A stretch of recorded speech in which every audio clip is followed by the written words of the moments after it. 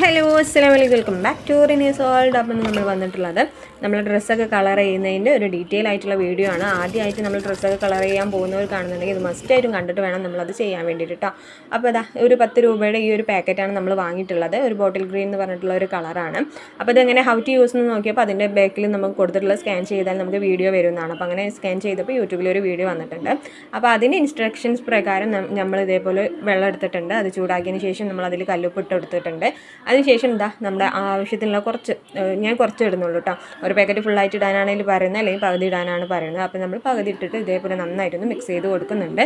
അതിനുശേഷം നമ്മുടെ ക്ലോത്ത് അത്യാവശ്യം നല്ല നമ്മൾ നനച്ച് പിഴിഞ്ഞിട്ട് വേണം ഇതിലേക്ക് ഇടാൻ വേണ്ടിയിട്ട് കേട്ടോ. നല്ല പിഴിയണ്ട, കുറച്ചൊന്ന് നമ്മൾ ആ വെള്ളം പോകുന്ന രീതിയിൽ ചെയ്തിട്ട് പിന്നെ ഇതിലേക്ക് ഇടാനാണ് പറയുന്നത്. അപ്പോൾ ഞാൻ എടുത്തിട്ടുള്ള ക്ലോത്ത് ഒരു പഴയൊരു ക്ലോത്താണ്, അത്യാവശ്യം പ്രിൻറ്റഡ് കാര്യങ്ങൾ വരുന്ന ഒരു ക്ലോത്താണ് കേട്ടോ. സംഭവം എനിക്കിത് ഭയങ്കര ഫ്ലോപ്പാണ്. കാരണം എന്താ വെച്ചാൽ പ്രിൻറ്റഡിൽ ഒരിക്കലും നമ്മളിത് ചെയ്യാത്തതാണ് നല്ലത്. അതേപോലെ തന്നെ ക്വാളിറ്റി ഇല്ലാത്തൊരു കളറാണ്.